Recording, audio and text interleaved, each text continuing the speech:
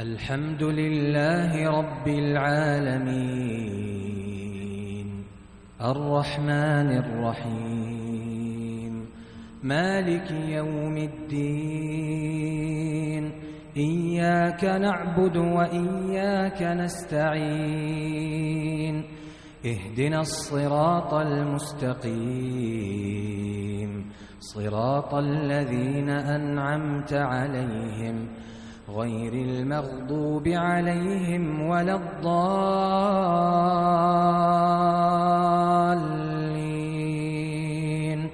آمين. نحمده ونصلي على رسوله الكريم اما بعد فاعوذ بالله من الشيطان الرجيم بسم الله الرحمن الرحيم رب اشرح لي صدري ويسر لي امري واحلل عقدة من لساني يفقهوا قولي رب زدني علما اللهم فقهنا في الدين آمین یا رب العالمین. جی جیسے کہ ہم جانتے ہیں کہ رمضان کی آمد ہے اور سب ایکسائٹیڈ بھی ہیں رمضان کے آنے سے. الحمدللہ. کیا ایکسائٹمنٹ ہے؟ کیسی فیلنگ آتی ہے؟ الحمدللہ بہت اچھی فیلنگ آتی ہے. آمین آمین. زندگی دی ہے. بالکل. آپ دیکھیں کہ کتنے ہی لوگ ایسے ہیں جو پچھلے رمضان ہمارے ساتھ موجود تھے لیکن اس سال نہیں ہیں. تو یہ آپ دیکھیں کہ کچھ تو اموات آج یا کل میں ہو رہی ہیں. یعنی ایسا لگتا ہے جیسے کہ رمضان میں داخل ہونا بھی ایک کتنی بڑی سعادت ہے کہ اللہ تعالیٰ جو ہے وہ زندگی کو رمضان میں داخل کر دیں. یعنی کہ وہ کہتے ہیں کہ آخری جو لمحہ ہے وہ نیکی کا ہو جائے. ٹھیک ہے. اللہ تعالیٰ ان کے لیے بھی آسانیاں کریں اور ان کے لیے بخشش کا معاملہ کریں جو جا چکے ہیں. اور ہمیں زندگی دی ہے تو ہمیں ایک پھر موقع دے دیا. ٹھیک ہے. یعنی اگین ایک انسان کو جو ہے وہ چانس مل گیا ہے کہ اب پھر ایک موقع ہے کہ ہم دوبارہ سے کیا کر سکتے ہیں اپنے پچھلے سارے گناہ, کیونکہ ایک رمضان سے دوسرے رمضان کے درمیان کے گناہوں کا کفارہ ہو جاتا ہے نا. تو یہ ہمیں پھر سے موقع مل گیا. ٹھیک ہے. تو انشاءاللہ اس کو شروع کرتے ہیں. سب سے پہلے تو میں آپ کو اس کارڈ کو انٹروڈیوس کرواؤں گی, رمضان کی دعائیں کارڈ. یہ آپ کو ایکسٹرا بھی مل جائے گا اگر کسی کو چاہیے اپنے صدقہ جاریہ کے لیے, آگے پھیلانے کے لیے. اگر آپ اس کو دیکھیں تو سب سے پہلے اس پہ جو پہلی دعا لکھی ہوئی ہے وہ کیا ہے؟ چاند دیکھ کر دعا مانگیں. یعنی سب سے پہلا کام جو ہمارا آج کا انشاءاللہ تعالی ہوگا کہ جب رات کو ہمیں چاند نظر آئے, اور کوشش بھی کرنی ہے انشاءاللہ چاند دیکھنے کی. انشاءاللہ کوشش کرنی ہے. کوشش کے باوجود اگر آپ کو نہ نظر آئے تو بعد دفعہ ہوتا ہے نا وہ شیئر کر دیتے ہیں کئی لوگ پکچرز اور ایسی ویڈیوز آ جاتی ہیں. تو جب بھی آپ رمضان کا چاند دیکھیں, یعنی رمضان کا مہینہ داخل ہو گیا اور بادل ہیں نہیں دیکھ سکے, تو بھی نئے مہینے کی آمد پر انشاءاللہ یہ دعا مانگنی ہے. ٹھیک ہے. دعا کیا ہے ہم سب مل کے اس کو انشاءاللہ پڑھتے ہیں تاکہ یہ یاد ہو جائے, اور کارڈ بھی آپ کے پاس موجود ہوگا یاد دہانی کے لیے کہ اگر کوئی دیکھ کر مانگنا چاہے. ٹھیک ہے جی. اللہم اہللہ علینا,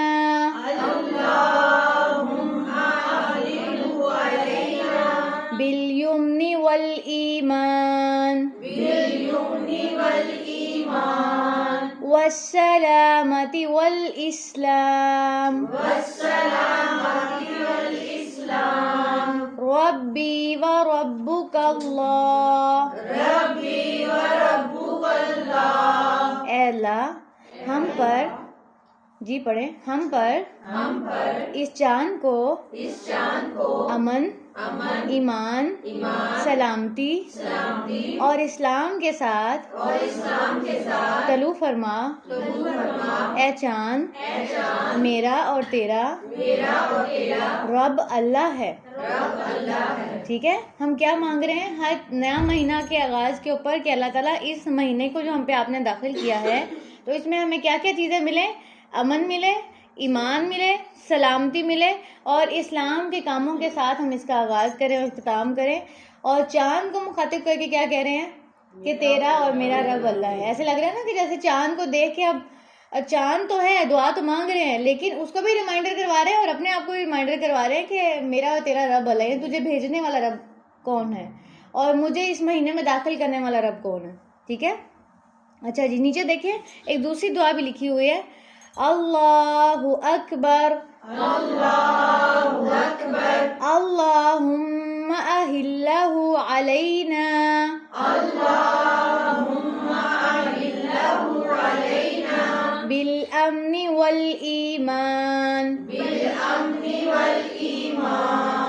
والسلامة والإسلام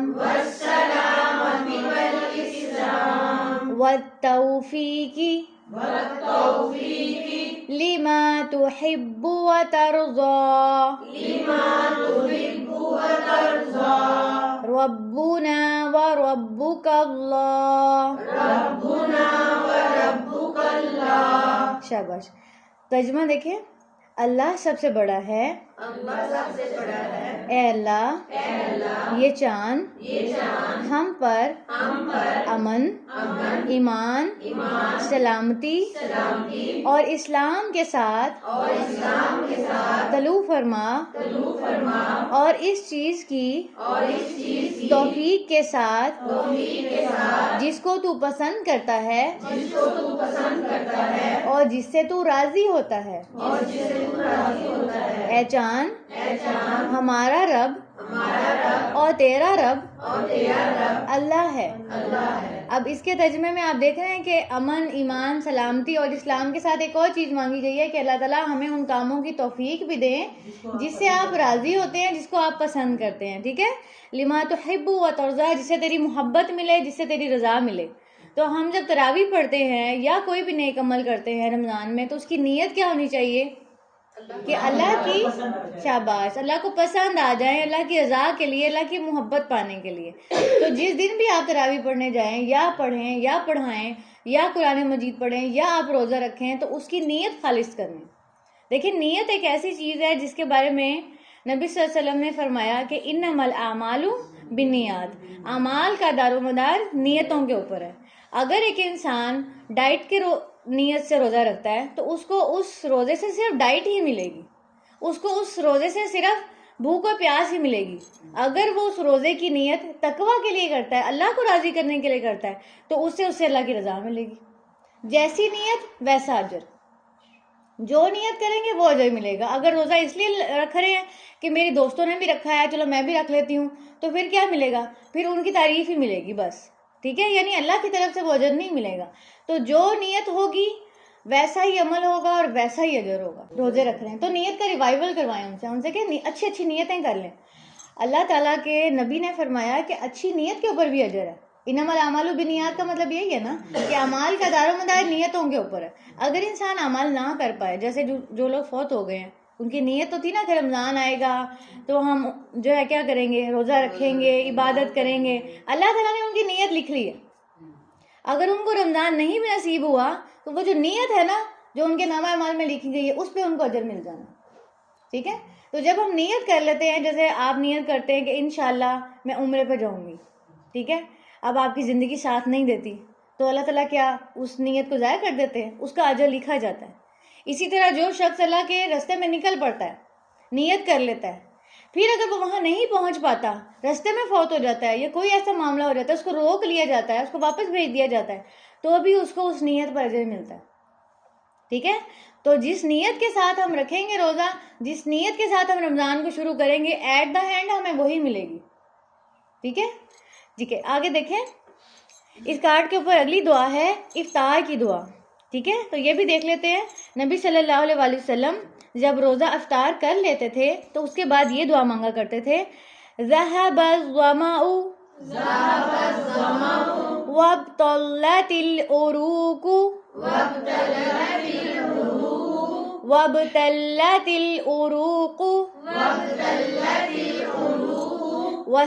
الأجر انشاء اللہ. اب آپ اس کا ترجمہ دیکھیں. پیاس ختم ہو گئی، رگیں تر ہو گئی اور روزے کا ثواب انشاءاللہ پکا ہو گیا. اب یہ دعا کس وقت مانگی جائے گی؟ پیاس کب ختم ہوتی ہے؟ جب افطاری کر لیتے ہیں. تو یہ تب کی دعا ہے جب آپ نے افطار کر لیا، یعنی آپ نے منہ میں پانی ڈال لیا یا کھجور کھا لی. تو نبی صلی اللہ علیہ وسلم نے کیا اس وقت دعا کی کہ پیاس ختم ہو گئی، رگیں تر ہو گئی. یعنی جب انسان روزہ افطار کر لیتا ہے تو ایک یکدم جو ایک ڈی ہائیڈریشن ہوئی ہوتی ہے اس کے بعد ایک سکون سا آ جاتا ہے نا، دماغ کو اور جسم کو، اور ایسا لگتا ہے کہ بس سکون آ گیا الحمدللہ، وہ الحمدللہ والی کیفیت۔ تو اللہ تعالیٰ کے نبی نے اس موقع کو بھی ضائع نہیں ہونے دیا اور یہ کہا وَثَبَتَ الْأَجْرُ انشاءاللہ، اور اجر بھی ثابت ہو گیا۔ یعنی جو روزہ رکھا ہے ہم نے، اس کا مقصد کیا تھا کہ اللہ تعالیٰ ہمارے لیے اس پہ اجر لکھے، ٹھیک ہے؟ تو انشاءاللہ بھی ساتھ لگایا۔ یہ سنن ابی داؤد کی حدیث ہے۔ اس سے پہلے جو ہم نے 2 حدیث پڑھی ہیں جو چاند کو دیکھ کر دعا مانگیں، تو پہلی جو تھی آپ دیکھیں اس کے نیچے ریفرنس لکھا ہوا ہے سنن ترمذی، اور دوسری کے نیچے لکھا ہوا ہے الکلم الطیب، ٹھیک ہے؟ تو یہ بتانے کا مقصد یہ ہے کہ آپ تھوڑا سا حدیث کی کتابوں سے کے ناموں سے بھی ذرا مانوس ہوں۔ جی پھر آگے دیکھیں، رسول اللہ صلی اللہ علیہ وسلم جب کسی کے ہاں روزہ افطار کرتے تو یہ دعا دیتے۔ اب آپ جب افطاری پہ جائیں کسی کے گھر یا کسی کو اپنے گھر افطاری پہ بلائیں تو ان کے آگے یہ کارڈ رکھ دیں اور ان کو کہیں کہ یہ دعا ضرور ہمارے لیے مانگ کے جائیں، ٹھیک ہے؟ جی تو دیکھیں دعا کیا ہے، افطر عندکم الصائمون واکل طعامکم الابرار وصلت علیکم الملائکہ، روزے دار تمہارے ہاں روزہ افطار کرتے رہیں اور نیک لوگ تمہارا کھانا کھاتے رہیں اور فرشتے تمہارے لیے دعائیں کرتے رہیں، ٹھیک ہے؟ تو جب کسی کے گھر جائیں تو ایٹیکیٹس کیا ہیں کہ تھینک یو تو کریں ساتھ میں اس کو دعا بھی دیکھیں، ٹھیک ہے؟ اور جب کوئی آپ کے گھر آئے تو ان کو بھی کہیں کہ ہمارے لیے بھی دعا کریں، ٹھیک ہے؟ کیا دعا کرے جو نبی صلی اللہ علیہ وسلم نے دعا کی روزہ دار کے لیے کہ تمہارے ہاں روزہ لوگ افطار کرتے رہیں اور تمہارا کھانا نیک لوگ کھاتے رہیں، ظاہر نیک لوگ کھائیں گے تو کیا کریں گے، دعائیں کریں گے نا، اور فرشتے تمہارے لیے دعائیں کرتے رہیں، انسان نہیں فرشتے بھی کرتے رہیں، ٹھیک ہے؟ جی اس کے بعد اگلی جو دعا ہے وہ ہے شب قدر کی دعا۔ شب قدر کسے کہتے ہیں؟ شب قدر رمضان کی آخری طاق راتوں میں آنے والی ایک رات ہے، اور اس ایک رات کے بارے میں قرآن مجید میں اللہ تعالیٰ نے سورۃ القدر کو نازل کیا ہے، جس پہ اللہ تعالیٰ فرماتے ہیں اِنَّا أَنزَلْنَاهُ فِي لَيْلَةِ الْقَدْرِ وَمَا أَدْرَاكَ مَا لَيْلَةُ الْقَدْرِ لَيْلَةُ الْقَدْرِ خَيْرٌ مِّنْ أَلْفِ شَهْرٍ تَنَزَّلُ الْمَلَائِكَةُ وَالرُّوحُ فِيهَا بِإِذْنِ رَبِّهِمْ مِنْ كُلِّ أَمْرٍ، کہ بے شک ہم نے اس قرآن کو لیلۃ القدر میں نازل کیا۔ تو اس شب قدر کی جو برکت ہے، فضیلت ہے، اس کا راز کیا ہے کہ اس میں قرآن کو اتارا گیا، ٹھیک ہے؟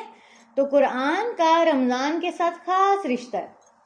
ہم رمضان کا تو استقبال کرتے ہیں، رمضان کے لیے بہت خوش ہوتے ہیں، لیکن رمضان میں اپنا تعلق قرآن کے ساتھ نہیں جوڑتے، اور اگر جوڑتے بھی ہیں تو صرف الفاظ تک، کتنے قرآن ختم کیے، تم نے کتنے کیے، تم نے کتنے کیے، تم نے کتنے کیے۔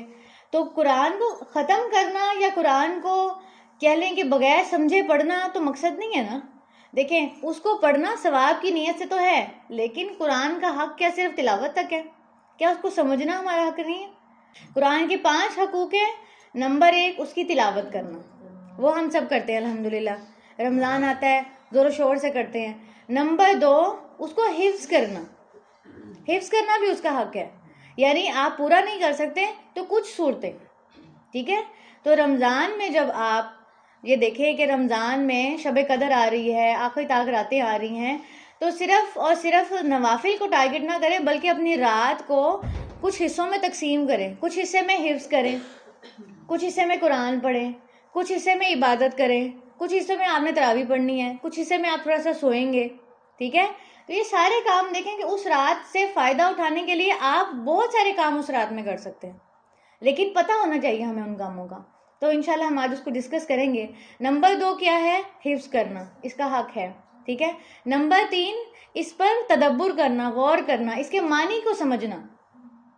تو اگر ہم حفظ کریں عربی اور ہم تلاوت بھی کریں لیکن سمجھیں ہی نہ اس کو، اس کا مطلب ہے کہ ہم 1 اور 2 پہ رک گئے، آگے نہیں چلے، ٹھیک ہے؟ تو آگے بھی چلنا ہے، یعنی کہ ایک حقوق پورا کر دیا باقی کو چھوڑ دیا، ایسے نہیں کرنا، باقی سارے حقوق پہ بھی انشاءاللہ کوشش کرنی ہے، اس پر غور کرنا، اس پہ تدبر کرنا، اس کا کیا معنی ہے، ٹرانسلیشن کے ساتھ اس کو پڑھنا شروع کر دیں۔ روز کی ایک آیت صرف یا روز کی ایک حدیث رمضان میں اپنے لیے ٹارگٹ رکھ لیں، یا آپ کسی قرآن کلاس کو جوائن کر لیں کہ ہم نے روز کی ایک آیت کا ترجمہ ضرور پڑھنا ہے کہ یہ آیت مجھ سے کیا کہہ رہی ہے، یا ایک پیج، کیونکہ ایک سپارے کی تو اتنی جلدی وہ نہیں ہوگی، لیکن اگر آپ کسی کلاس کو جوائن کر لیتے ہیں تو ہو سکتا ہے کہ آپ اس سفر کا آغاز کر لیں۔ نمبر 4 اس پر عمل کرنا۔ اب غور کر لیا نا، تدبر کر لیا کیا کہہ رہی ہے، تو اس کا چوتھا حق کیا ہے کہ پھر اس پر عمل بھی کیا جائے، پھر اس کو اپنے معاملات میں بھی ڈھالا جائے. اگر وہ صبر کا کہہ رہی ہے تو صبر بھی کیا جائے, اگر وہ احسان کا کہہ رہی ہے آیت تو احسان بھی کیا جائے, اگر وہ نیکی صدقہ کرنے کا کہہ رہی ہے تو صدقہ بھی کیا جائے, اگر وہ حسن اخلاق کا کہہ رہی ہے تو اس کو عمل کیا جائے, یعنی اس کو اپنے اخلاق میں شامل کیا جائے یہ عمل. 5واں اس کا حق ہے کہ اس کی تبلیغ کی جائے, ٹھیک ہے, اسے لوگوں تک پہنچایا جائے. تو لوگوں تک پہنچانے کے بہت سارے ذرائع ہو سکتے ہیں. جب ہم شروع کر دیں گے تو آپ یہ بھی دیکھ سکتے ہیں کہ آپ ترتیب سے کرنا چاہتے ہیں سارے کام, اور آپ یہ بھی کر سکتے ہیں کہ جو آپ کے بس میں ہے, جو ابھی آپ کے پاس اویلیبل ہے, جو ابھی آپ جس کی اس رمضان کوشش کر سکتے ہیں وہ کام شروع کر دیں. ٹھیک ہے, تو یہ قرآن کے 5 حق ہیں. شب قدر کے ساتھ اسی خاص انسیت اس لیے ہے کیونکہ اللہ تعالیٰ نے اس کو اتارا کب ہے؟ شب قدر میں. شاباش. تو رمضان کے ساتھ جو تعلق ہے قرآن کا, نبی صلی اللہ علیہ وسلم کا کیا تعلق تھا؟ نبی صلی اللہ علیہ وسلم ہر رمضان حضرت جبرائیل علیہ السلام کے ساتھ قرآن کا دور کیا کرتے تھے. جیسے حافظ سناتے ہیں نا تراویح میں, اور تراویح میں کیا ہوتا ہے, ان کا دور ہو جاتا ہے نا, پورا قرآن ایک دفعہ سنا دیتے ہیں. ایک سامع کھڑا ہوتا ہے اس کا بھی دور ہو جاتا ہے, ایک حافظ کھڑا ہوتا ہے اس کا بھی دور ہو جاتا ہے. تو نبی صلی اللہ علیہ وسلم پڑھے لکھے تو تھے نہیں, لکھنا پڑھنا تو نہیں آتا تھا, تو قرآن کیا تھا؟ حفظ تھا. تو اس حفظ کا بھی دور کرتے تھے. اور جو لوگ غیر حافظ ہیں جیسے کہ میں اور آپ, تو ہم کیا کر سکتے ہیں؟ ہم قرآن کو سن کے دور کر سکتے ہیں, جیسے تراویح میں سن کے, یا پھر اس کو ترجمے کے ساتھ سن کے اس کا دور کر سکتے ہیں. اور آخری سال جس سال نبی صلی اللہ علیہ وسلم کا انتقال ہوتا ہے, اس سال نبی صلی اللہ علیہ وسلم نے 2 دفعہ دور کیا. ٹھیک ہے, یعنی 2 بار حضرت جبرائیل کو اپنا قرآن سنایا. تو قرآن سنانا اور سننا اس کی بہت بڑی اہمیت ہے. ٹھیک ہے, کہ نبی صلی اللہ علیہ وسلم کے پاس کیا ان کے حافظے میں ڈاؤٹ تو نہیں تھا, لیکن انسان ہے. اور یہ بھی ہے کہ امت کو بھی یہ بتانا مقصود تھا کہ رمضان میں کرنے کے کام کیا ہیں. رمضان میں اپنا ٹائم زیادہ سوشل میڈیا پہ ویسٹ نہیں کرنا, کیونکہ اگر باقی 11 مہینے ہم سوشل میڈیا کو کنٹرول نہیں کر پاتے تو ہمارے پاس یہ مہینہ ہے کہ ہم اپنے آپ کو آلٹرنیٹیو دے دیں اور سوشل میڈیا سے تھوڑا سا رکیں, اور وہ عادت پھر آگے بھی جاری رکھیں. یہ نہیں کہ صرف رمضان میں جو ہے وہ اپنا سوشل میڈیا کو, ایپس کو آپ جو ہیں وہ کہہ دیں کہ میں اس کو بھی نہیں وزٹ کروں گی اور میں اس کو بھی نہیں وزٹ کروں گی, لیکن جیسے ہی رمضان ختم ہو تو آپ پھر دوبارہ. تو ٹھیک ہے, جتنی ضرورت ہے اتنی کی خاطر آپ اس کو کریں. اگر آپ کی عبادات میں خلل آتا ہے تو مت کریں, لیکن رمضان کے بعد بھی اس روٹین کو فالو کریں. جی, شب قدر کی بات ہو رہی تھی کہ شب قدر میں نبی صلی اللہ علیہ وسلم کیا دعا مانگا کرتے تھے.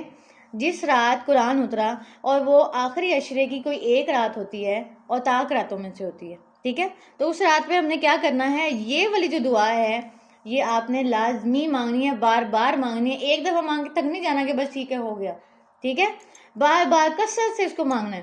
اللہم انکا عفو تحب العفو فاعف عنی. اللہم انکا عفو تحب العفو فاعف عنی. اے اللہ, بے شک تو معاف کرنے والا ہے, معاف کرنا تجھے پسند ہے, بس تو مجھے بھی معاف کر دے. تو اس دعا سے کیا سیکھا؟ معاف کرنا تجھے پسند ہے. جی, اللہ سے معافی مانگ رہے ہیں, اور جو آپ سے معافی مانگتے ہیں ان کو بھی معاف کر دیں. مہربانی رمضان میں لوگوں کو بھی معاف کر دیا کریں. ٹھیک ہے, یعنی ہم اللہ سے تو معافی مانگتے ہیں اور اللہ سے کہتے ہیں اللہ تجھے معاف کرنا پسند ہے, ہمیں تو معاف کر دے. اور جب ہماری باری آتی ہے لوگوں کو معاف کرنے کی, پھر ہم معاف کرنا پسند کرتے ہیں. میں تو انہوں کدی نہیں معاف کرنا, او دیر میرے نال بڑی زیادتی کی انہیں, معاف کر دیں. زیادتی کی نا, معاف کر دو. اللہ تعالیٰ کو کی چاہتے ہو؟ اللہ سے معاف کر دے.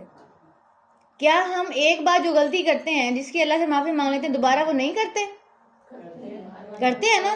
پھر بھی اللہ سے کیا ہم ایکسپیکٹ کرتے ہیں کہ اللہ ہمیں پھر معاف کر دے, اللہ تعالیٰ ہمیں پھر معاف کر دے. تو جب ہماری باری آتی ہے کہ ہم کسی کو معاف کریں, اس ٹائم پہ ہم کتنا دل تنگ کر لیتے ہیں. بس ایک باری میں معاف کرتا, ہر باری نہیں معاف ہوتا. ٹھیک ہے, بندہ نہیں کرتا. تو یہ اللہ تعالیٰ سے سیکھنا ہے. اور اس رمضان میں اپنے ذہن میں لے کے آئیں کہ کون کون سے ایسے لوگ ہیں جن کے بارے میں میں نے اپنے دلوں میں ایک وہ رکھی ہوئی ہے کہ بس ٹھیک ہے میں نے نہیں اس کو معاف کرنا اور لیٹ اٹ گو نہیں کرنا, اور اس گرجز کی وجہ سے دیکھیں اس کو نقصان ہو رہا ہے کہ آپ کو نقصان ہو رہا ہے زیادہ. دماغ ہر بار نیگیٹو سوچ رہا ہے اور ہر بار وہی زیادتیاں یاد آتی ہیں تو اس کو کسی نہ کسی سے بولتے بھی ہیں, یعنی ہم نے اپنے آپ کو اذیت میں رکھا ہوا ہے. ٹھیک ہے, آپ ایسے ہی سمجھیں کہ ایک گلے میں سڑے ہوئے ٹماٹر ہیں اور اس کا شاپر آپ نے ہر وقت اپنی جیب میں رکھا ہوا ہے, تو اسمیل کس سے آئے گی؟ ہم سے آئے گی کہ دوسرے بندے سے آئے گی؟ اس نے تو گلی سڑی بات کہہ دی, اس نے تو بول دیے, اور آپ نے اس کو لیٹ اٹ گو کیا ہی نہیں ساری زندگی, وہ دماغ میں ہی رکھ لیے, وہ جیب میں ڈال کے ٹماٹر گندے رکھ لیے. اب وہ گندے ٹماٹر جب بھی نکالیں گے تو کہیں گے یہ دیکھو یہ بو آ رہی ہے تم بھی سونگو, کوئی سونگے گا؟ پھر جو اس طرح کی باتیں ہوتی ہیں وہ دوسروں سے بھی مت کیا کریں کہ اس نے میرے ساتھ یہ کیا, اس نے میرے ساتھ یہ کیا, وہ تو ایسی کرتی ہے, وہ تو ایسے ہی کرتی ہے. اس سے اس کو کیا فائدہ ہوگا؟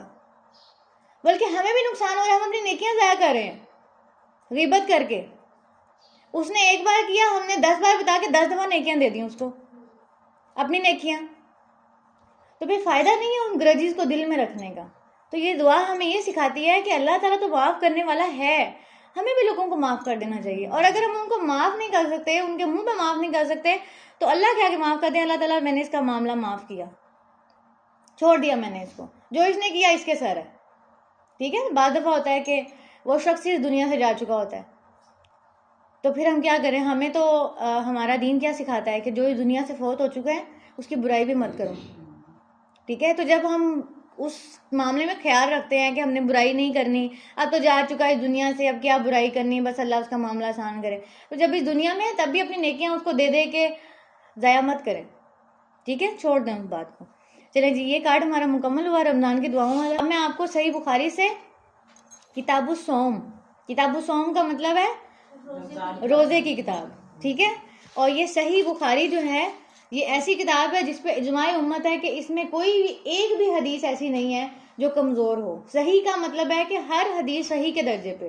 ٹھیک ہے, اور یہ لکھی ہے امام بخاری نے, اور امام بخاری جو تھے وہ بخارا کے رہنے والے تھے, اس وجہ سے ان کا یہ لقب پڑ گیا تھا. ان کا نام تھا ابو عبداللہ محمد بن اسماعیل. ٹھیک ہے, یعنی ان کا نام تھا محمد پھر بن اسماعیل, اور بخاری نام ان کا لقب اس لیے پڑ گیا کہ وہ بخارا کے رہنے والے, بخارا شہر سے تھے. ٹھیک ہے, چلے ہم یہاں سے آپ کو کتاب الصوم کا تھوڑا سا وزٹ کرواتے ہیں. جی, سب سے پہلے تو ہم بات کرتے ہیں کہ روزے کی فرضیت کے حوالے سے اللہ تعالیٰ ہمیں کیا کہتے ہیں. اللہ تعالیٰ ہمیں قرآن مجید میں فرماتے ہیں, یا ایھا الذین آمنوا کتب علیکم الصیام کما کتب علی الذین من قبلکم لعلکم تتقون. اے ایمان والو, تم پر روزے اسی طرح فرض کیے گئے ہیں جس طرح ان لوگوں پر فرض کیے گئے تھے جو تم سے پہلے گزر چکے ہیں, تاکہ تم گناہوں سے بچو. لعلکم تتقون, تاکہ تم تقوی حاصل کرو, تاکہ تم بچ جاؤ. بچ جاؤ سے مراد گناہوں سے بھی بچ جاؤ اور جہنم کی آگ سے بھی بچ جاؤ, اللہ کی ناراضگی سے بھی بچ جاؤ. تو یہاں پہ روزے کیوں فرض کیے گئے ہیں؟ تاکہ تم بچ جاؤ. ٹھیک ہے, اب پہلے امتوں پہ بھی فرض کیے گئے تھے, یعنی پہلی امتوں کے اوپر بھی کچھ نہ کچھ روزے تھے. جیسے کہ موسیٰ علیہ السلام کی قوم 10 محرم کا روزہ رکھتی تھی. ٹھیک ہے, کیونکہ فرعون سے نجات ملی تھی اس دن, تو وہ 10 محرم کا روزہ رکھتے تھے. اور جب نبی صلی اللہ علیہ وسلم مدینہ میں آئے تو انہوں نے دیکھا کہ 10 محرم کا روزہ رکھتے ہیں یہود, تو انہوں نے کہا کہ موسیٰ علیہ السلام تو ہم سے زیادہ قریب ہیں, تو ہم بھی رکھیں گے 10 محرم کا روزہ, اور ساتھ میں 9 کا بھی ملا لیں گے. ٹھیک ہے, یا پھر 11 کا بھی ملا لیں گے تاکہ ان کی مشابہت نہ ہو. ٹھیک ہے, تو پہلی امتوں پہ بھی کچھ روزے تھے, اور ہم پہ جب فرض کر دیے گئے تو پورے مہینے کے 30 روزے فرض کر دیے گئے. آپ دیکھیں 6 مہینے کے روزے نہیں فرض کیے گئے, کتنے فرض کیے گئے؟ صرف اور صرف 1 مہینہ. 11 مہینے کھاؤ پیو سارا کچھ کرو, اور 1 مہینے کے روزے. تو اگر ہم اس لیوریج کو دیکھیں تو ہمیں کوشش کیا کرنی چاہیے کہ ہم نہ چھوڑیں, عذر کے بغیر ہم روزوں کو نہ چھوڑیں, اہمیت دیں. تو روزہ فرض کیا گیا, فرض کا مطلب ہے آپ کے لیے لازم ہے, اگر نہیں کریں گے تو گناہ ہے. ٹھیک ہے, فرض ایسی چیز ہوتی ہے جس کو چھوڑا جائے تو اس پہ گناہ ہوتا ہے. نفل ایک ایسی چیز ہوتی ہے کہ پڑھیں تو ثواب, نہ پڑھیں تو کوئی مسئلہ نہیں ہے. جیسے یوم عاشور کا روزہ تھا تو وہ نفلی روزہ ہے, کوئی نہ بھی رکھے تو اس کو گناہ نہیں ہے. لیکن فرض ایک ایسی چیز ہے جس کو چھوڑیں گے تو گناہ ہے. ٹھیک ہے, نبی صلی اللہ علیہ وآلہ وسلم سے پوچھا گیا کہ یا رسول اللہ, مجھے بتائیے کہ مجھ پر اللہ نے کتنی نمازیں فرض کی ہیں. تو آپ صلی اللہ علیہ وسلم نے فرمایا 5 نمازیں، اور یہ اور بات ہے کہ تم اپنی طرف سے کچھ نفل پڑھ لو۔ پھر ایک شخص نے جو آیا تھا شخص، اس نے پوچھا کہ اللہ تعالیٰ نے مجھ پر روزے کتنے فرض کیے ہیں؟ تو آن حضرت صلی اللہ علیہ وسلم نے فرمایا کہ رمضان کے مہینے کے، اور یہ بات اور ہے کہ تم خود اپنے اوپر کچھ نفلی روزے بھی رکھ لو۔ پھر اس نے پوچھا بتائیے زکوٰۃ کس طرح مجھ پر اللہ نے فرض کی ہے؟ آپ نے اسے شرع اسلام کی باتیں بتا دی۔ جب اس عرابی نے کہا اس ذات کی قسم جس نے آپ کو عزت دی، نہ میں اس میں سے جو اللہ تعالیٰ نے مجھ پر فرض کیا ہے کچھ بڑھاؤں گا اور نہ گھٹاؤں گا، یعنی نفل کی تو میرے اندر طاقت نہیں ہے، لیکن جو اللہ نے بتایا ہے فرض اس کو میں ضرور پورا کروں گا، اس میں سے کچھ گھٹاؤں گا نہیں۔ اس پر رسول اللہ صلی اللہ علیہ وسلم نے فرمایا اگر اس نے سچ کہا ہے تو یہ مراد کو پہنچا، یعنی آپ نے یہ فرمایا کہ اگر اس نے سچ کہا ہے تو یہ جنت میں جائے گا، ٹھیک ہے؟ یعنی انسان اگر اپنے فرائض کو ادا کرتا ہے اور نوافل میں اتنا زیادہ، وہ کہتے ہیں نا نوافل کی سکت نہیں ہے، نفلی روزے اتنا نہیں رکھ سکتے، بیمار ہیں، ایسا عذر ہے کوئی، تو فرض روزے رکھنے کی ضرور کوشش کریں، ٹھیک ہے؟ اور پھر کوئی ایسی بیماری جس میں روزہ رکھ ہی نہیں سکتے، اس کے لیے آگے سہولت دی گئی ہے، انشاءاللہ وہ بھی دیکھتے ہیں۔ جی تو یہ میں نے آپ کو حدیث سنا دی کہ نبی صلی اللہ علیہ وسلم یوم عاشورہ کا بھی روزہ رکھا کرتے تھے اور صحابہ کو بھی اس کی ترغیب دی تھی، لیکن جب روزے فرض کر دیے گئے رمضان کے تو عاشورہ کا جو روزہ تھا وہ بطور فرض تو چھوڑ دیا گیا، یعنی پھر نفل بن گیا، وہ فرض نہیں رہا، جس نے رکھنا ہے وہ رکھ سکتا ہے اور جو نہیں رکھ سکتا وہ نہ بھی رکھے، ٹھیک ہے؟ تو رمضان کے روزوں کے بارے میں نبی صلی اللہ علیہ وسلم نے فرمایا روزہ دوزخ سے بچنے کے لیے ایک ڈھال ہے، اس کے لیے روزہ دار نہ فحش باتیں کرے اور نہ جہالت کی باتیں کرے، اور اگر کوئی شخص اس سے لڑے یا اسے گالی دے تو اس کا جواب صرف یہ ہونا چاہیے کہ میں روزے دار ہوں، اور وہ یہ الفاظ 2 مرتبہ کہے کہ میں روزے دار ہوں، میں روزے دار ہوں، میں نہیں لڑ سکتا، ٹھیک ہے؟ اور اس ذات کی قسم جس کے ہاتھ میں میری جان ہے، روزے دار کے منہ کی بو اللہ کے نزدیک مشک کی خوشبو سے بھی زیادہ پسندیدہ اور پاکیزہ ہے۔ ہمیں کیا لگتی ہے روزے کی اسمیل؟ بہت عجیب، اور اسمیل آ رہی ہے، تو اسمیل آ رہی ہے تو دیکھیں کہ اللہ کریم نے اس کو اپنے بندے کو کیسے ڈھارس دی کہ مجھے بہت پسند ہے، کسی اور کو پسند آئے نہ آئے، ٹھیک ہے؟ تو اللہ کا جو معاملہ ہے نا وہ بندوں جیسا نہیں ہے۔ بندے تو ایک دوسرے کے پاس بیٹھے نا تو اپنے منہ پہ ہاتھ رکھ لیتے ہیں یا پھر اگلے بندے کو ڈائریکٹ ہی کہہ دیتے ہیں تمہارے منہ سے بو آ رہی ہے، لیکن اللہ کریم کیا کہہ رہے ہیں کہ مجھے روزے دار کے منہ کی خوشبو، یعنی کہ بو بھی نہیں کہا اس کو، مشک سے بھی زیادہ پسندیدہ اور پاکیزہ ہے۔ تو آپ بندوں کو نہ سوچا کریں، اللہ کو سوچا کریں، اور یہ بھی نہ کیا کریں کہ میرے منہ سے اسمیل آ رہی ہے تو اب کل کو تو میں نے روزہ نہیں رکھنا، یہ عجیب سی اسمیل کیوں آتی ہے، ٹھیک ہے؟ عجیب سی آ رہی ہے، اور وہ سارا پروسیس ہے اللہ تعالیٰ کا، اور یہ بھی ایک ترغیب ہے۔ جی بندہ اپنا کھانا پینا اور اپنی شہوات میرے لیے چھوڑتا ہے، روزہ میرے لیے ہے اور میں ہی اس کا بدلہ دوں گا، اور دوسری نیکیوں کا ثواب بھی اصل نیکی کے 10 گنا ہوتا ہے۔ آپ دیکھیں کہ باقی ساری نیکیوں کے بارے میں کیا بتا دیا کہ اس کا ثواب 10 گنا ہے، ایک نیکی کا ثواب، ایک نیکی کرو گے 10 گنا اجر ملے گا، ٹھیک ہے؟ لیکن روزے کے بارے میں کیا فرمایا؟ یہ میرے لیے ہے اور میں ہی اس کا بدلہ دوں گا، کوئی ڈیفائن نہیں ہے، تھوڑا ہے، زیادہ ہے، بہت زیادہ ہے، جس لیول کا روزہ ہوگا، ٹھیک ہے؟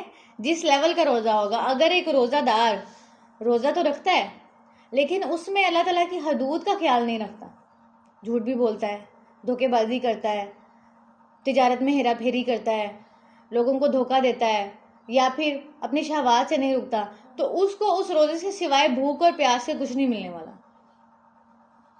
تو اس کا اجر آپ دیکھ لیں کہ پھر کتنا ہوگا۔ اس کی مثال میں کسی بچے کو سمجھاؤں تو ایسے سمجھاتی ہوں کہ 2 بچے پیپر دینے گئے ہیں، ایک بچے نے سارے سوال حل کیے، 10 کے 10 سوال حل کیے، اور ایک بچے نے پیپر تو دینے گیا ہے لیکن ایک سوال حل کر کے پیپر دے کے آ گیا۔ اب جب پریزنٹ لگے گی تو دونوں کی لگے گی نا، یہ بھی پیپر دینے آیا تھا، یہ بھی پیپر دینے آیا تھا، لیکن جو پیپر چیک کرنے والا ہے اس کے ہاں دونوں کے نمبر ایک جیسے ہیں۔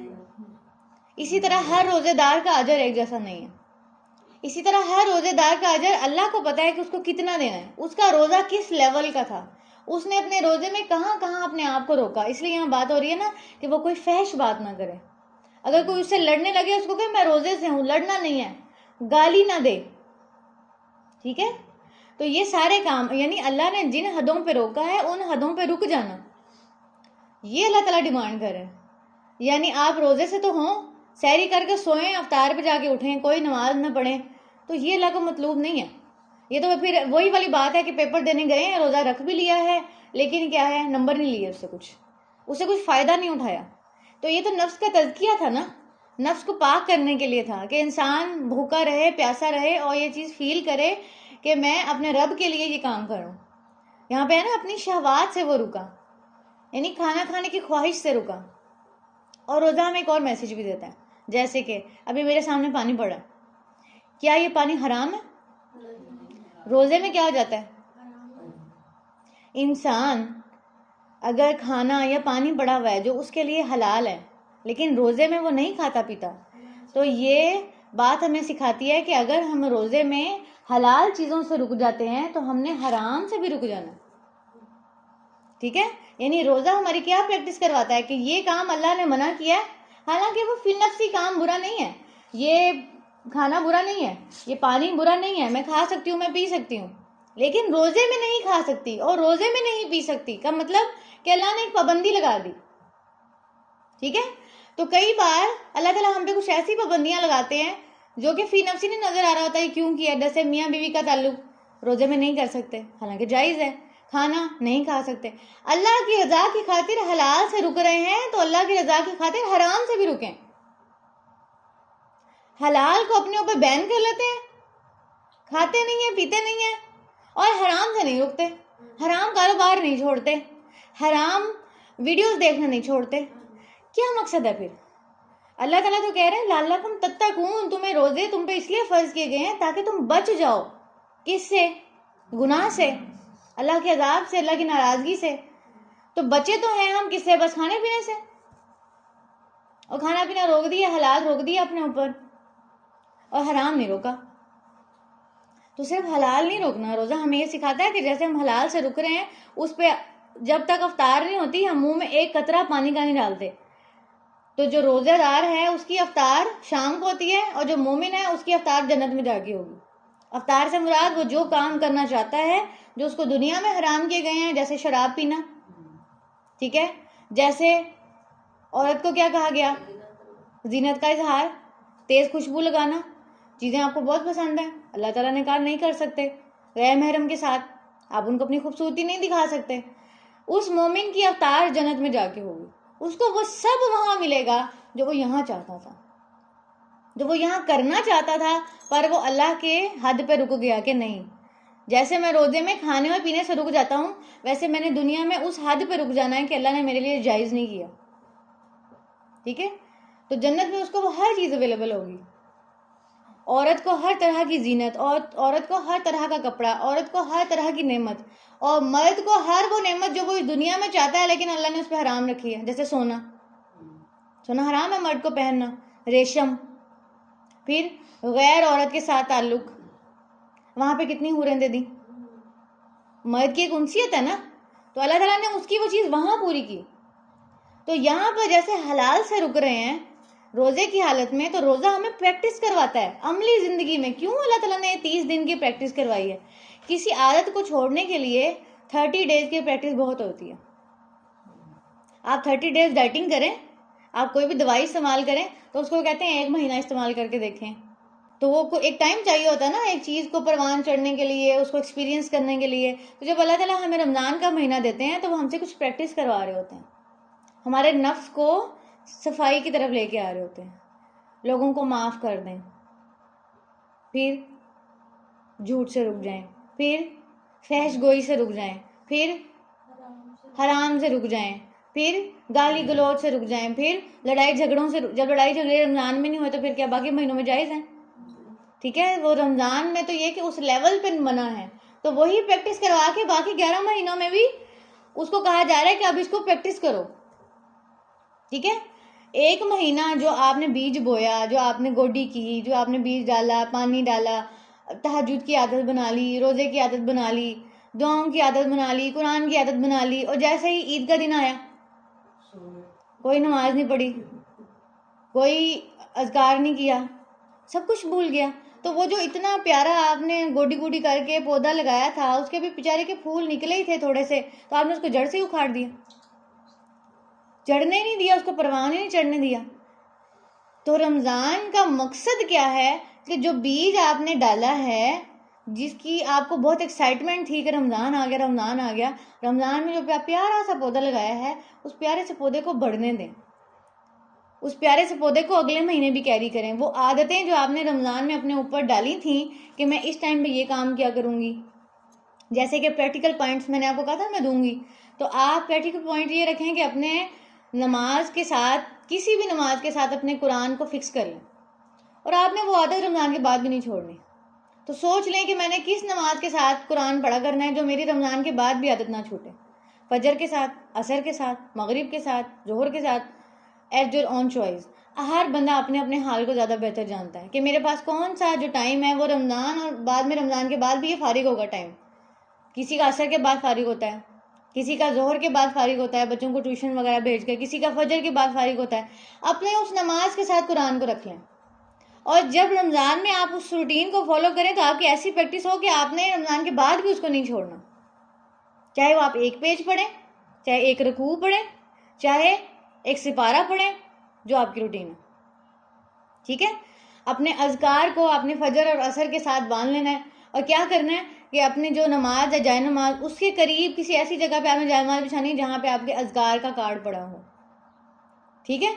اذکار کا کارڈ پڑا ہو، یا اذکار آپ نے وہ دیوار پہ چپکا لینے ہیں، یا آپ نے اس چیز کو مائنڈ میں رکھ لینا ہے۔ موبائل کو میں اس لیے ریفر نہیں کرتی کہ موبائل میں بڑے ڈسٹریکٹ ہو جاتے ہیں، ایک میسیج آیا، ایک کال آئی اور کہیں اور پہنچ گئے، ٹھیک ہے۔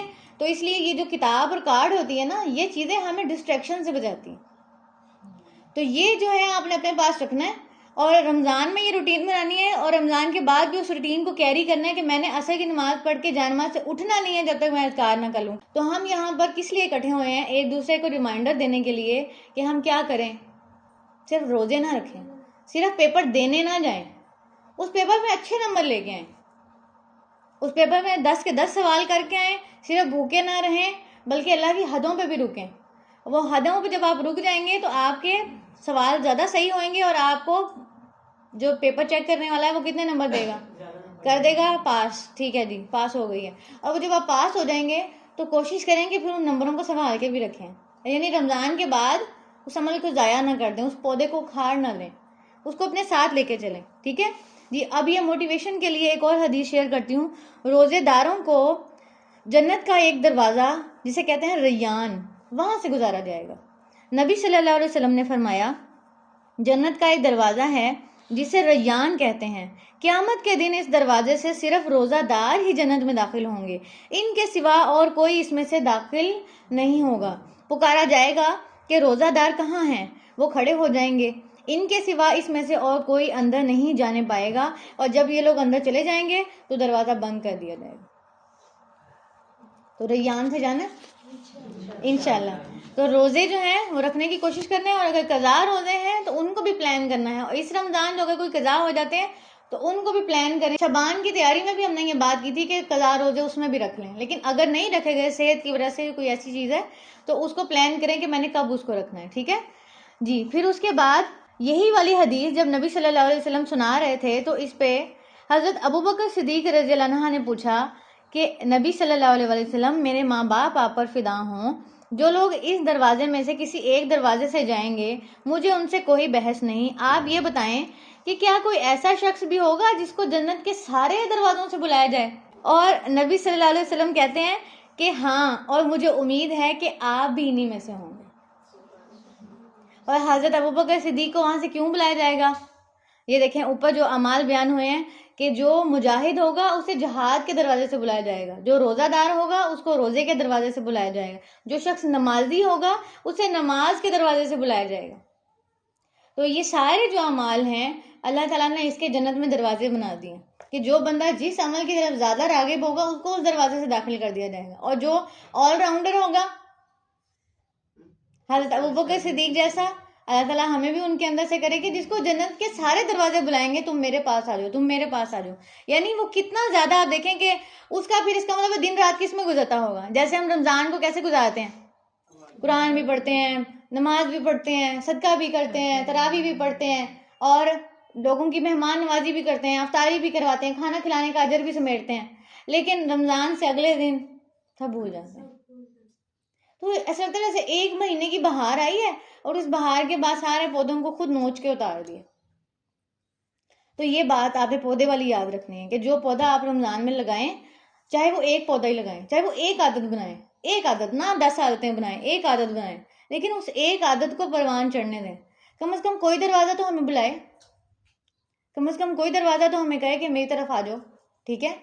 آپ دیکھیں کہ اگر آپ نے رمضان کے اندر عادت بنا لی صدقہ کرنے کی تو صدقے کا بھی ایک دروازہ ہوگا. یعنی اور صدقہ جو ہے وہ قیامت کے دن انسان کے سر پہ سایہ بن کے بھی آئے گا.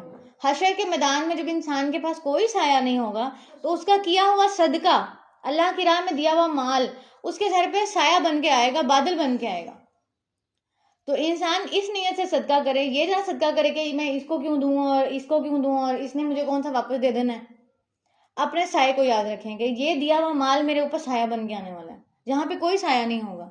تو یہ چیز جب ذہن میں آتی ہے نا، پھر انسان چھوٹی چھوٹی چیزیں دینے سے گھبراتا نہیں ہے. جو ساتھ والی باجی آ جاتی ہے نا، اور تھوڑی سی پتی دینا، اور تانوں تے منگن تو سوا کوئی کام ہی نہیں ہے، جدوں دیکھو اے ہی منگن، او دے دیو، او دے دیو، او دے دیو. اللہ کے لیے صدقہ کر دیں، کوئی بات نہیں. چیزوں کی محبت اپنے اندر سے نکلے گی تو کسی اور کی محبت آئے گی نا. اگر چیزوں کی محبت ہی ہمارے اندر بیٹھی رہی کہ کوئی میرے گھر کا کھانا کھا گیا اور کوئی پانی مانگنے آ گیا اور کوئی پتی مانگنے آ گیا، کوئی چینی مانگنے آ گیا، اللہ کی رضا کے لیے صدقہ کر دیا کریں. صدقہ سمجھ کے کر دی. صدقہ سے مراد نہیں کہ وہ غریب ہیں، صدقہ سے مراد ہے آپ نے اللہ کی راہ میں دے دیا. ٹھیک ہے. اور پیچھے نیت کیا کریں، اللہ تعالیٰ اس کو میرے لیے حشر کا سایہ بنانا، اس کو میرے سر پہ سایہ بنانا، بادل بنانا. ٹھیک ہے. تو یہ سوچ کے کر دیا کریں. اچھا جی، پھر اس کے بعد دیکھیں نبی صلی اللہ علیہ وسلم نے فرمایا، حضرت ابو ہریرہ سے روایت ہے کہ جب رمضان کا مہینہ آتا ہے تو آسمان کے تمام دروازے کھول دیے جاتے ہیں، جہنم کے دروازے بند کر دیے جاتے ہیں اور شیاطین کو زنجیروں سے جکڑ دیا جاتا ہے. اب یہ حدیث آپ نے بہت زیادہ سنی ہوگی کہ جب رمضان کا مہینہ آتا ہے تو جنت کے دروازے کھول دیے جاتے ہیں. کیا مطلب ہے کہ انسان نیکی کے کام بھی کرتا ہے اور جنت کے دروازے کھلے ہونے کی وجہ سے زیادہ چانسز ہوتے ہیں کہ اس کے لیے جنت کا فیصلہ کر دیا جائے، بخشش کا فیصلہ کر دیا جائے. اور جہنم کے دروازے بند کر دیے جاتے ہیں کا مطلب ہے کہ اب وہ برائی کے کام چھوڑ دے اور لوگوں کو ماجن دیا جاتا ہے کہ وہ اپنی بخشش کروا لیں. ٹھیک ہے. نبی صلی اللہ علیہ وسلم نے فرمایا کہ بدبخت ہے وہ شخص جس کے لیے رمضان کا مہینہ آیا پر وہ اس میں اپنی بخشش نہیں کروا سکا. یعنی اس کے پاس ایک اتنا اچھا موقع آیا، اتنی اچھی آفر آئی اور اس نے اس آفر کو اویل نہیں کیا.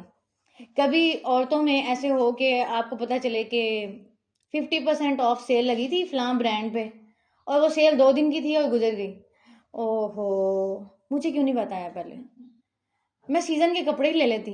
اور کسی کو دینے دلانے بھی ہوتے ہیں، بندہ اچھے کپڑے لے لیتا ہے. ہمیں یہ ہوتا ہے نا کہ جب آف لگے تو ہم اس موقع سے فائدہ اٹھا لیں. تو اللہ تعالیٰ نے رمضان میں آفر لگائی ہوئی ہے. ایک نیکی کرو گے اجر بہت بڑھ گیا ہے، گناہ کے کام سے رکو گے اللہ تعالیٰ بخشش کر دے گا. اس لیے نبی صلی اللہ علیہ وسلم نے فرمایا کہ بدبخت ہے وہ شخص جس نے رمضان کو پایا اور پھر بھی اپنی بخشش نہ کروا سکا. یعنی سیل لگی ہوئی تھی، اس سیل سے فائدہ نہیں اٹھایا. ٹھیک ہے.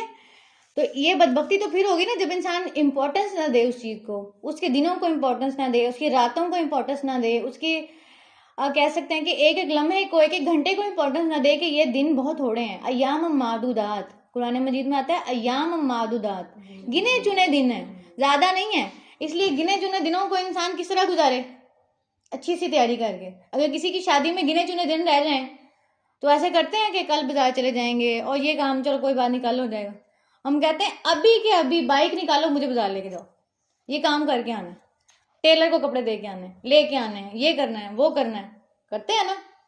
تو یہ رمضان کا مہینہ بھی ایام و معدودات، جہاں بھی آپ کو نیکی نظر آئے یہ کرنا ہے، ذہن میں خیال آئے یہ کام کر لوں، کر لیں اس موقع سے فائدہ اٹھا لیں، ورنہ وہ ضائع ہو جائے گا، ورنہ وہ بلوا جائے گا شیطان. ٹھیک ہے. اب آپ کہیں گے شیطان تو جکڑ دیے گئے ہیں. جی، شیطان کا مطلب ہے سرکش شیاطین تو جکڑ دیے گئے ہیں، لیکن وہ جو ہماری ٹریننگ کروا کے گئے نا 11 مہینے، وہ جو ہمیں کہ اس کے ساتھ نہ کرنا اور اس نے تمہارے ساتھ بہت زیادتیاں کی ہیں، اس کو تو خبردار، باقی سب کے گھر بھیجنا، اس کے گھر نہ بھیجنا کچھ بھی. تو وہ تو چلا جاتا ہے، لیکن ہمیں جو ہے نا وہ جو ٹیکا لگا کے گیا ہوتا ہے وہ ہمارے اندر دوائیاں رہتی ہیں. ٹھیک ہے، تو اس لیے ہمیں کیا چاہیے کہ اپنے نفس کو بھی تھوڑا سا دیکھیں نا، کہ شیاطین تو جکڑ دیے گئے ہیں، تو ہم یہ دیکھیں کہ کیا میرا نفس یہ تو نہیں مجھے سجھا رہا. اگر کوئی برائی کا خیال آئے، تنگی کا خیال آئے، تو اس وقت کیا سوچنا ہے؟ یہ شیاطین تو جکڑ دیے گئے ہیں، تو پھر یہ کون ہے جو مجھے کہہ رہا ہے؟ اس کا مطلب ہے میں بیمار ہوں، اس کا مطلب ہے میرا نفس بیمار ہے. اور اللہ تعالیٰ نے یہ رمضان کا مہینہ اس لیے بھیجا ہے کہ میری بیماری دور ہو جائے. آپ کو پتہ ہے کئی بیماریوں کا علاج ہے روزے میں. کس کس کو پتا ہے کہ بیماریوں کا علاج بھی ہے روزے میں؟ ٹھیک ہے، آپ ذرا بتانا پسند کریں گے کسی ایک بیماری کا؟ شاباش. کینسر سیلز مرتے ہیں، جو لوگ روزہ رکھتے ہیں ان کے کینسر سیلز مر جاتے ہیں. ہماری استاد ہیں، ان کو بریسٹ کینسر تھا. جب ان کی بریسٹ کینسر کا آپریٹ ہوا، اس کے بعد جب انہوں نے روزے بہت زیادہ رکھنے شروع کیے تو بریسٹ کینسر پورے جسم میں پھیلنے سے رک گیا، یعنی دوسرے بریسٹ کی طرف جانے سے رک گیا. ٹھیک ہے، تو کینسر سیل کسی بھی قسم کا کینسر ہے.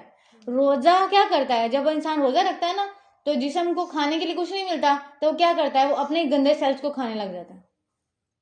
اس نے کہیں سے تو کچھ کھانا ہے نا، یعنی جو ہمارے سیلز ہیں، جو ہمیں طاقت چاہیے، ہم کام تو کر رہے ہوتے ہیں، تو وہ کیا کرتا ہے؟ ہمارے گندے سیلز کو کھانا شروع کر دیتا ہے، اور وہ جو گندے سیلز ہیں، وہ جو کینسر سیلز ہیں، وہ گرو ہی نہیں کرتے. ٹھیک ہے، اور کون سی بیماری کا علاج ہے روزے میں؟ جی، شوگر کا میٹابولزم اپ کرتا ہے. ٹھیک ہے، جن لوگوں کو شوگر ہے وہ اپنی سحری اچھی سحری کریں. نبی صلی اللہ علیہ وسلم نے فرمایا کہ تمہاری بہترین سحری کھجور ہے. ٹھیک ہے، تو کھجور کو صرف افطاری میں شامل نہ کریں، کھجور کو سحری میں بھی شامل کریں. 1 کھجور یا 2 کھجور یا 3 کھجور لازمی، جس طرح کا آپ کا لیول ہے. آپ روٹی تو کھائیں یا جو بھی آپ کھانا کھا رہے ہیں سحری میں، اس میں کھجور ضرور کھائیں. وہ آپ کو تقویت دے گی، آپ کی شوگر لو ہونے سے بچائے گی. ٹھیک ہے، اور وہی جسم میں جب انسان کا جسم خالی ہوتا ہے، معدہ خالی ہوتا ہے، تو انسولین پروڈکشن زیادہ ہوگی. جن لوگوں کو شوگر ہوتی ہے ان کی انسولین کم ہو جاتی ہے. ٹھیک ہے، تو یہ بیماریوں کا علاج جسمانی طور پہ بھی ہے روزہ، اور روحانی طور پہ بھی ہے.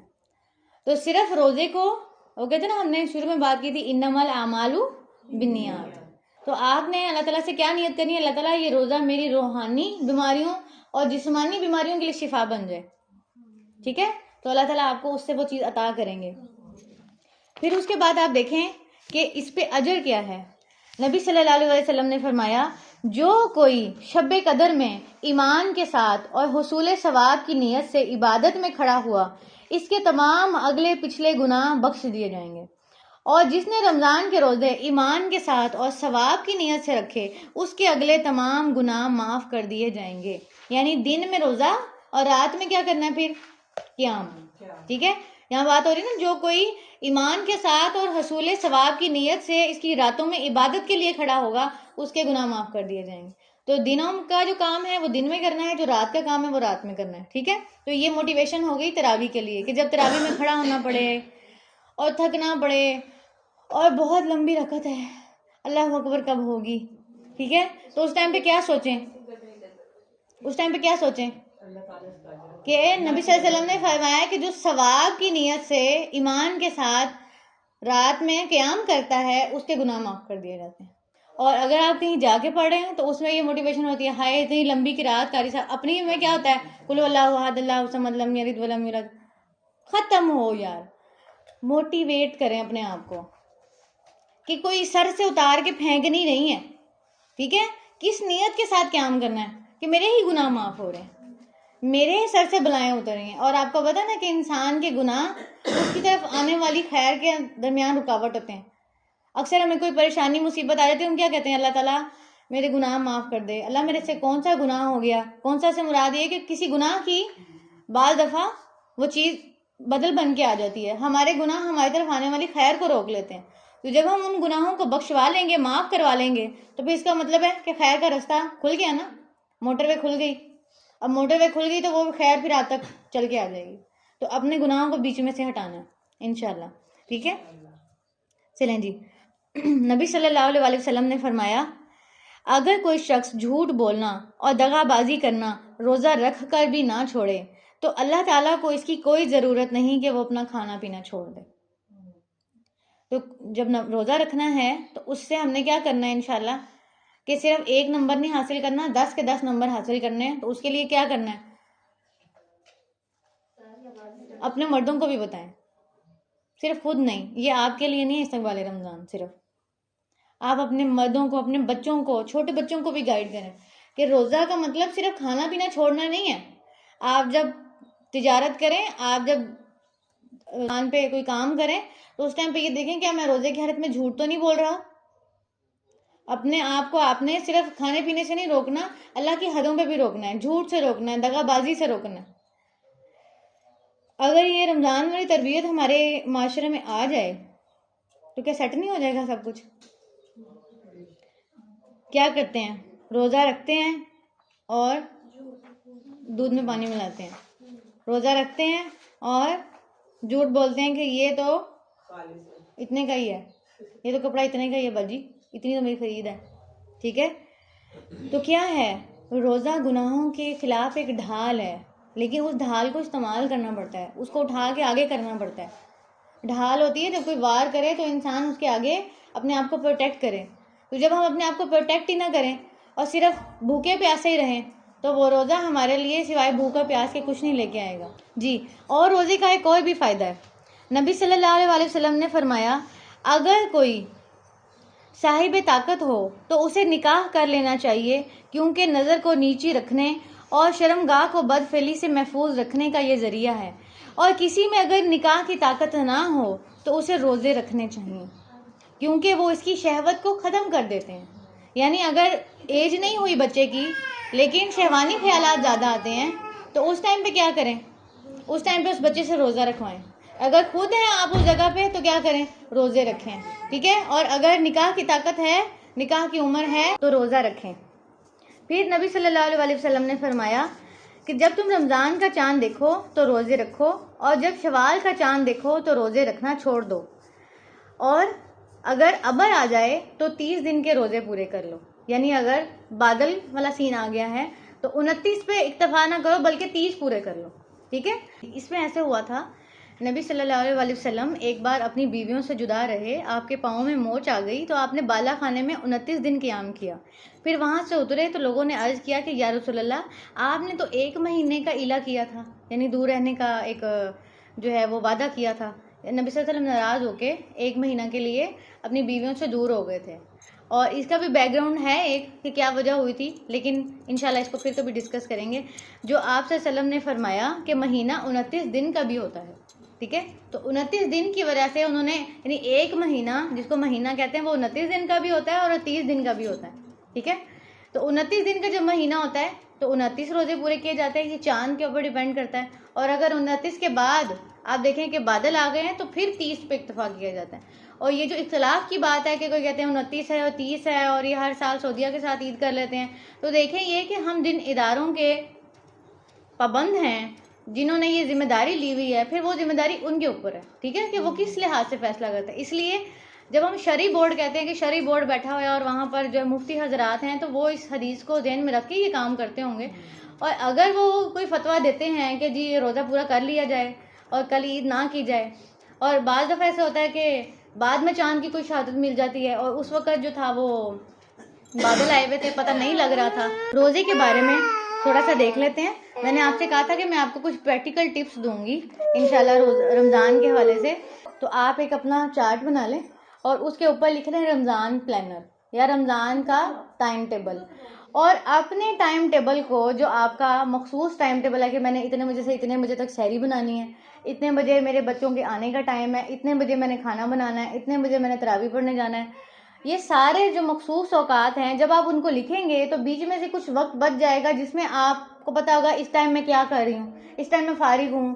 ٹھیک ہے، آپ نے اس وقت کو استعمال کرنا اور اس میں کوئی نہ کوئی نیکی کا کام باندھ لینا ہے. جیسے کہ میں نے آپ کو پہلے بتایا کہ آپ نے اپنی کسی نماز کے ساتھ اپنے قرآن کا وقت باندھ لینا ہے.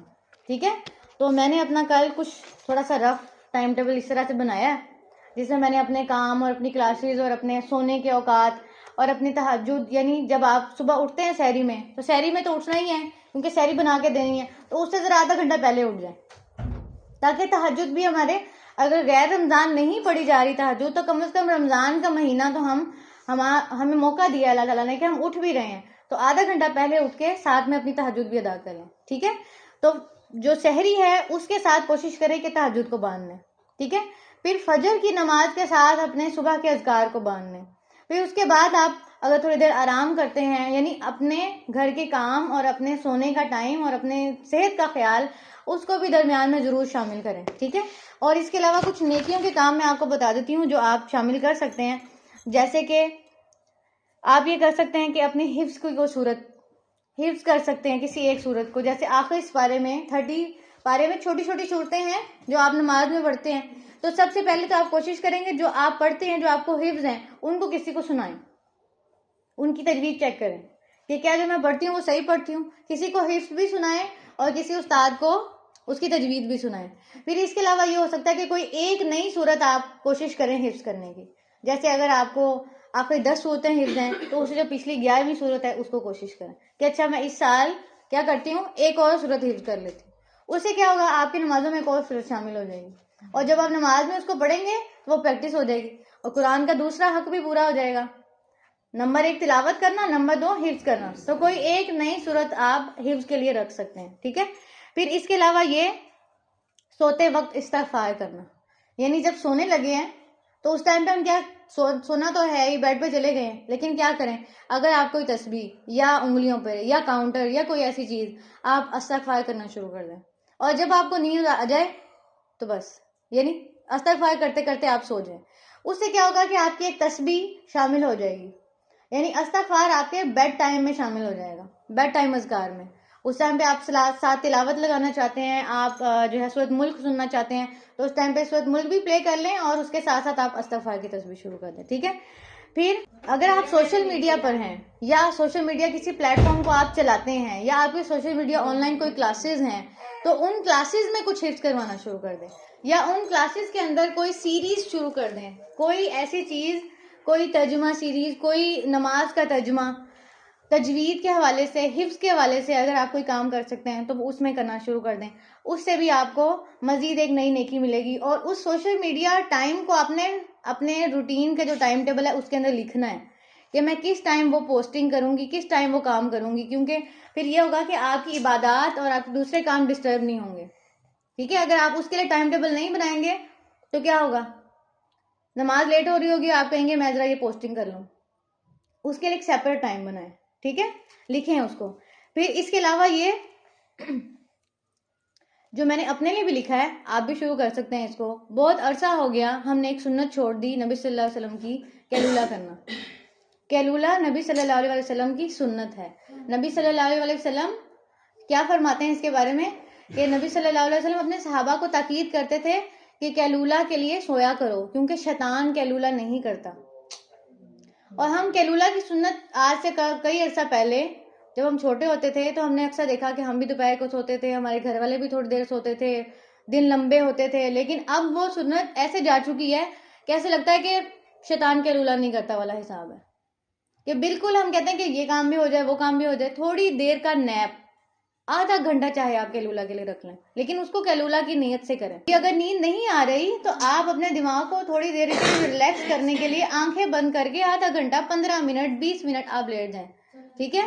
تو یہ ہوتا ہے کہ ریسٹ ڈاؤن اپنے آپ کو دینا، ٹھیک ہے؟ اور اس کے بہت سارے جسمانی فائدے بھی ہیں. نبی صلی اللہ علیہ وسلم کی کوئی بھی سنت حکمت کے بغیر نہیں ہے، ٹھیک ہے؟ تو اگر آپ کھانے بناتے ہیں دوپہر کو، آپ اپنے گھر کو سنبھالتے ہیں، سارا کچھ کرتے ہیں، لیکن 15 سے 20 منٹ اپنے لیے ضرور نکالیں. پھر نیکسٹ کیا ہے کہ آپ نے ایک اور عادت آپ اپنے لیے لکھ سکتے ہیں، جو میں نے اپنے لیے بھی انشاءاللہ لکھی ہے، کہ آپ نے کم از کم 10 دفعہ درود شریف ضرور پڑھنا ہے ڈیلی، ٹھیک ہے؟ آپ اس کو 10 دفعہ کر لیں، آپ اس کو 100 دفعہ کر لیں، جتنا گڑ ڈالیں گے اتنا میٹھا ہو جائے گا. اس کے لیے آپ اس کو کسی نماز کے ساتھ باندھ لیں.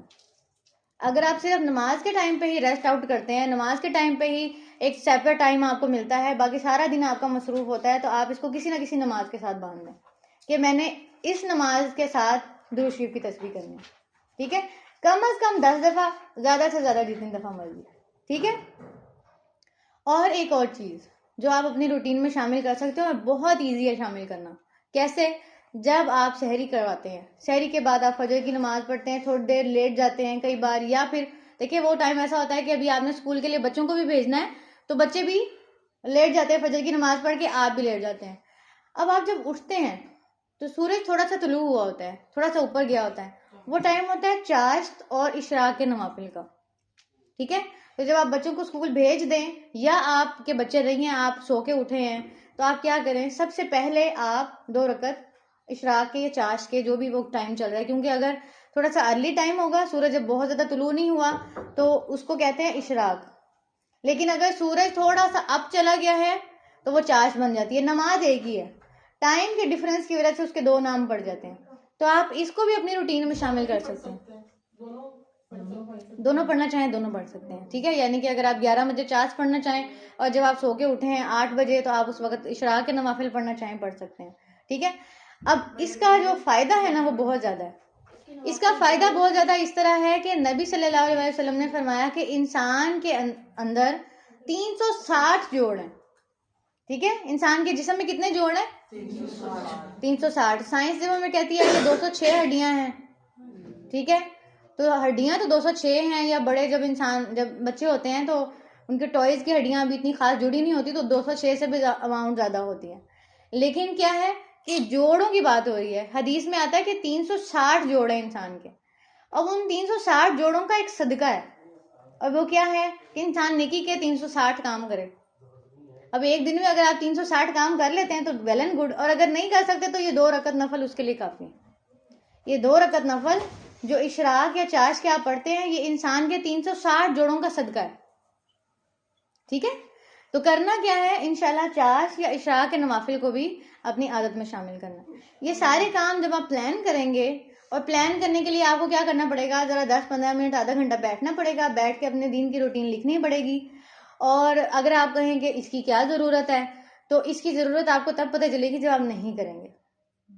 ٹھیک ہے، جب آپ نہیں کریں گے اور آپ کا رمضان پہنچ جائے گا رمضان کے اینڈ پہ تو آپ کہیں گے میں نے کیا پایا، میں نے کیا کھویا، مجھے پتہ ہی نہیں ہے. اپنی روٹین کے کاموں کے ساتھ وہی کام کر پاتے ہیں جو ہماری روٹین میں شامل ہوتے ہیں. نماز ہماری روٹین میں شامل ہوتی ہے، بس وہی ہم پڑھ پاتے ہیں، یا اگر کسی کا قرآن اس کی روٹین میں شامل ہے تو وہ وہی کر پاتا ہے، اس سے ایکسٹرا کچھ نہیں کر پاتا. تو رمضان میں سیل لگی ہوئی ہے، سیل سے فائدہ اٹھائیں. مزید نئے کام، کوئی نئی سنت، جیسے ابھی آپ کو کہا کہ کوئی نئی سنت، کوئی ایک چھوٹی سورت حفظ کے لیے کوئی یہ کام آپ ایسا اپنی روٹین میں شامل کر سکتے ہیں. یہ رمضان چیک لسٹ ہے. اب اس چیک لسٹ میں جو انہوں نے کام لکھے نا، میں اس کو ایک دفعہ آپ کے ساتھ پڑھ کے سناتی ہوں. نمبر 1 سحری کھائی، نمبر 2 سحری میں کھجور کھائی اور پانی پیا. ابھی ہم کھجور کی بات کر رہے تھے، نبی صلی اللہ علیہ وسلم نے فرمایا بہترین سحری کھجور ہے. سحر میں استغفار کیا، یعنی سحری کے وقت بھی آپ جب کھانا بنا رہے ہیں تو اس ٹائم پہ آپ زبان پہ کوئی ایک تسبیح رکھ سکتے ہیں، استغفار کی تسبیح رکھ سکتے ہیں، سبحان اللہ العظیم و بحمدہ کی تسبیح رکھ سکتے ہیں. نبی صلی اللہ علیہ وسلم نے فرمایا کہ جو ایک بار کہتا ہے سبحان اللہ العظیم و بحمدہ، اس کے لیے جنت میں ایک درخت لگا دیا جاتا ہے. اور سبحان اللہ و بحمدہ، سبحان اللہ العظیم ایسا کلمہ ہے جو میزان کو بھر دیتا ہے. سحری تو بنا ہی رہے ہیں تو ساتھ ساتھ منہ کیا کرے، تسبیح کرے. کوئی ایک تسبیح سحری میں رکھ لیں، لیکن روز میں نے سحری میں یہی تسبیح کیا کرنی. ٹھیک ہے، پھر اس کے بعد صبح شام کے اذکار پڑھے، فجر کی نماز وقت پر خشوع کے ساتھ ادا کی، سنتیں پڑھی فجر کی، پھر اس کے بعد نوافل ادا کیے، مثلا چاشت یا تحیۃ الوضو. تحیۃ الوضو کے لیے بھی آپ اپنا ٹارگٹ رکھ سکتے ہیں. جن کی چاشت پکی ہے وہ پڑھتے ہیں تو وہ اس سال تحیۃ الوضو کا ٹارگٹ رکھیں. تحیۃ الوضو کیا ہے؟ تحیۃ الوضو ہے ہر وضو کے 2 نفل. یعنی جب بھی آپ نے وضو کیا، جب بھی قرآن پڑھنے لگے ہیں، نماز پڑھنے لگے ہیں، نماز پڑھنے سے پہلے اگر نوافل کا وقت ہے تو آپ کیا کریں، 2 رکعت نفل ادا کریں. اس کی فضیلت پتہ ہے کسی کو؟ نبی صلی اللہ علیہ وسلم نے خواب میں دیکھا کہ حضرت بلال رضی اللہ عنہ ان سے آگے آگے ہیں جنت میں. یعنی جیسے کوئی کسی کی اونٹنی پکڑتا ہے تو جب اونٹنی کسی نے پکڑی ہوتی ہے، کوئی سواری پکڑی ہوتی ہے تو وہ آگے ہوتا ہے نا. تو نبی صلی اللہ علیہ وسلم نے فرمایا کہ بلال میں نے تمہارے قدموں کی آواز سنی ہے جنت میں، تم ایسا کون سا کام کرتے ہو؟ دیکھیں نبی ہیں، لیکن نبی ہو کے بھی وہ نیکیوں کے حریص ہیں کہ تم کیا کام کرتے ہو. یعنی جب ہم کسی کو نیکیاں کرتے دیکھتے ہیں نا تو ہم ان سے پوچھتے ہیں تم رمضان میں کیا روٹین فالو کرتی ہو، تم رمضان میں کوئی ایسا کام کر رہی ہو، کوئی ایسی کوئی نئی سیریز، کوئی ایسا کام کر رہی ہو، مجھے بھی ساتھ شامل کرو. ٹھیک ہے، تاکہ تمہارے پوچھنے پہ یا تمہارے کرنے پہ میں بھی کر لوں. تو وہ نیکیوں کے حریص ہوتے تھے. تو حضرت بلال رضی اللہ عنہ نے فرمایا کہ اور تو کوئی ایسا خاص عمل نہیں، بس یہ کہ جب میں وضو کرتا ہوں تو کیا کرتا ہوں، 2 رکعت نفل ادا کر لیتا ہوں. تو یہ تحیۃ الوضو کا انعام ہے. ٹھیک ہے، تو اگر آپ کی چاش پکی ہے تو تحیۃ الوضو کی طرف آپ جائیں. پھر رکوع و سجود میں استغفار کرنا، نماز کے بعد کے اذکار پڑھے، تقویٰ کے حصول کی دعا کی، نفس کے شر سے بچنے کی دعا کی. دعاؤں کا بھی ایک خاص وقت رکھ لیں. جیسے مغرب کے ٹائم پہ جب افطار کرنے لگے ہیں تو آپ اپنے جب روٹین لکھیں گے تو اس میں آپ نے یہ نہیں لکھنا کہ افطاری کا ٹائم یہ صحیح ہے. آپ نے اپنے آپ کو 10 سے 15 منٹ پہلے کچن سے نکالنا ہے، اور وہ وقت ہوتا ہے دعاؤں کی قبولیت کا. اس ٹائم پہ اپنے پاس کوئی بھی آپ کے پاس دعا کا کارڈ ہے، دعا کی کتاب ہے، اس کو پاس رکھیں اور پڑھنا شروع کر دیں، مانگنا شروع کر دیں. زبانی تو اتنی آتی کوئی نہیں، تو کتابوں سے مانگنا آسان ہو جائے گا کہ یہ کتاب کی بھی دعا مانگنی ہے، یہ کی بھی مانگنی ہے. اور اپنے دسترخوان پہ رکھیں گے نا تو اور لوگ بھی پکڑ کے مانگیں گے، آپ کے گھر والے بھی مانگیں گے. ٹھیک ہے، تو رمضان میں کیا کرنا ہے، افطار کے وقت آپ نے دعاؤں کا ٹائم رکھنا ہے. اور آج دن بھر ذکر سے زبان کو تر رکھا، سبحان اللہ و بحمدہ 100 بار پڑھی، ایک بار پارے کی تلاوت سنی یا پھر کی تو پارے کی تلاوت کا بھی آپ نے وقت رکھا، یا اس کو آپ تراویح میں بھی کہہ سکتے ہیں کہ تراویح میں نے سنی. ٹھیک ہے، ایک قرآن خود پڑھ لیں، ایک قرآن تراویح میں سن لیں، 2 قرآن ہو جائیں گے. اس سے زیادہ کی طاقت رکھتے ہیں تو یہ آپ کے اوپر ہے. پھر اس کے بعد پچھلی صورتوں کی دہرائی، جن کو حفظ ہے وہ اپنا حفظ دہرائیں. حفظ کا ایک ٹائم رکھیں اور پہلے پچھلی صورتوں کو دہرا لیں اور پھر اس کے بعد ایک نئی صورت حفظ کرنا شروع کر دیں. ٹھیک ہے، پھر اس کے بعد دیکھیں یہاں پہ بھی لکھا ہوا ہے دوپہر میں قیلولہ کیا. ٹھیک ہے، زبان کی حفاظت کی. پھر اس کے بعد بیکار گفتگو اور غیر ضروری مشاغل سے پرہیز کیا، غصے کو ضبط کیا اور صبر کی کوشش کی. ان سب کو ٹک کرنا ہے یہاں پہ. بھوک، پیاس، تھکن، سر درد، مسجد وغیرہ شکایت نہیں کی. ہم رمضان میں اپنا اجر کیسے ضائع کر رہے ہوتے ہیں، روزہ تو رکھتے ہیں، پھر کیا کہتے ہیں روزہ بہت لگ رہا ہے، آج روزہ بہت لگ رہا ہے. اور لگ رہا ہے تو وہ رکھا ہے تو لگے گا تو صحیح، پتہ تو لگے گا کہ روزہ رکھا ہوا ہے، تو بولنے سے کیا کم لگے گا. تو تھوڑا سا صبر کرنا ہے. ٹھیک ہے، روزے کی کیفیت بھی ہوتی ہیں تو اس کی شکایت نہیں کرنی. پھر کسی کی خوشی کا باعث بنے، مثلا کسی کی مدد کی.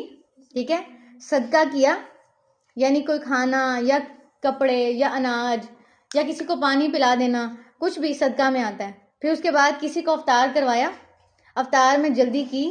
جلدی سے مراد جب اذان ہو جائے تو افطار میں جلدی کرنی چاہیے، یعنی افطار کا وقت ہو گیا تو اس وقت افطار کر لینی چاہیے. یہ نہیں کرنا چاہیے کہ ابھی میں دسترخوان پہ جا کے بیٹھوں گی. بعد دفعہ ہو جاتا ہے نا، ہم لیٹ ہو جاتے ہیں کچن میں کھڑے کھڑے، ابھی میں جا کے بیٹھوں گی تو پھر جا کے کرتی ہوں. آپ کے پاس پانی کا گلاس پڑا ہے، آپ اسے افطاری کر لیں. ٹھیک ہے، تو افطار میں جلدی کرنی چاہیے. پھر اس کے بعد افطار سے قبل دعائیں کی اور افطار میں کھجور اور پانی لیا اور صحت بخش اور سادہ افطار کیا. تو یہ بہت ضروری ہے کہ اپنے لیے یہ بھی ٹارگٹ بنائیں کہ رمضان میں فرائی فوڈ کو کم کرنا ہے. ہم باقی مہینوں میں فرائی فوڈ کبھی ہوتا ہے کہ روز سموسے کھائیں، روز پکوڑے کھائیں، روز دہی بلے کھائیں. رمضان میں کیا کر رہے ہوتے ہیں؟ اور فرائی والا مزہ نا آپ کا وہ میدا ڈسٹرب کرتا ہے، اور ایسا میدا ڈسٹرب کرتا ہے کہ رات کو تراویح بھی نہیں پڑھی جا رہی ہوتی. اور بعد دفعہ کیا ہوتا ہے، آج دل نہیں کر رہا سحری کھانے کا، پیٹ بھرا بھرا سا لگ رہا ہے اور ایسے ہو رہا ہے اور بد ہضمی ہو گئی ہے. اور کیا، کئی اور لڑکیوں کے دانے بھی نکل آتے ہیں. کہتے ہیں عید سے پہلے دانے کیوں نکل آتے؟ فرائی فوڈ کم کھاؤ بھائی. ٹھیک ہے، تو اس لیے اپنی ڈائٹ کا خاص خیال رکھیں. جیسے سحری میں ہم کیا کوشش کرتے ہیں کہ ہائیڈریٹڈ کھائیں، کچھ ایسا کھائیں جو سارا دن ہم نے بھوکا رہنا ہے، پانی، دہی، کھیرا، کھجور، کوئی ایسی چیز کھائیں جو ہمیں ہائیڈریٹڈ رکھے. تو جب افطاری کرتے ہیں تو ہم یہ نہیں کوشش کرتے کہ آگے بھی ہمارا بھی ہے مرحلہ، اگلی سحری بھی کرنی ہے، ابھی 30 دن ہیں، عید پہ کھا لیں گے یہ سارے لوازمات. ٹھیک ہے، یا پھر اگر کھانے ہیں تو وہ کھائیں کہ جیسے جو آپ کے معدے کو سکون دیں، جیسے فروٹ چاٹ ہے، دہی بلے ہیں، یہ آپ کے معدے کو ڈسٹرب نہیں کرتے لیکن فرائی فوڈ کرتی ہے. تو اس کے بعد لاسٹ ہے امام کے پیچھے مکمل تراویح پڑھی. ٹھیک ہے، تو یہ بھی اپنے ٹارگٹس میں سے رکھنا ہے. یہ ہو گئے ہمارے پریکٹیکل پوائنٹس. تو کوشش کرنی ہے انشاءاللہ کہ اللہ تعالی ہمارے رمضان کو جو ہمارے اوپر آیا ہے صحت کے ساتھ، عافیت کے ساتھ، سلامتی کے ساتھ اور نیکیوں سے بھرپور فائدہ اٹھانے کی توفیق کے ساتھ، جو اس کو پسند ہے، اللہ تعالیٰ کو راضی کرنے کی ہمیں توفیق دے، وہ سارے کام کرنے کی توفیق دے جس سے اللہ تعالیٰ کی محبت حاصل ہو، وہ سارے کام کرنے کی توفیق دے جس میں اللہ تعالیٰ کے حقوق بھی شامل ہوں اور بندوں کے حقوق بھی شامل ہوں۔ یہ نہ ہو کہ ہم اللہ کے حقوق تو پورے کریں، روزہ تو رکھیں، بھوکے پیاسے بھی رہیں، لیکن کہیں پہ دھوکہ دیں، کہیں پہ جھوٹ بولیں، کہیں بد زبانی کریں اور وہ اعمال ہمارے روزے کو بیکار کر دیں، ٹھیک ہے؟ تو کوشش کرنی ہے کہ بندوں کے حقوق بھی پورے کریں، وہاں پر بھی کوئی ڈنڈی نہ ماریں، اور اللہ تعالیٰ نے جو ہمیں اپنے حقوق بتائے ہیں، جو موقع دیا ہے لعلکم تتقون، تاکہ تم بچ جاؤ گناہ سے اور جہنم سے اور اللہ کی ناراضگی سے، ان کاموں سے بھی بچیں انشاءاللہ۔ چلیں، سبحانک اللہم و بحمدک، اشہد ان لا الہ الا انت، استغفرک و اتوب الیک، ربنا تقبل منا انک انت السمیع العلیم وتب علینا انک انت التواب الرحیم، ربنا آتنا فی الدنیا حسنۃ وفی الآخرۃ حسنۃ وقنا عذاب النار، آمین یا رب العالمین۔ السلام علیکم ورحمۃ اللہ وبرکاتہ۔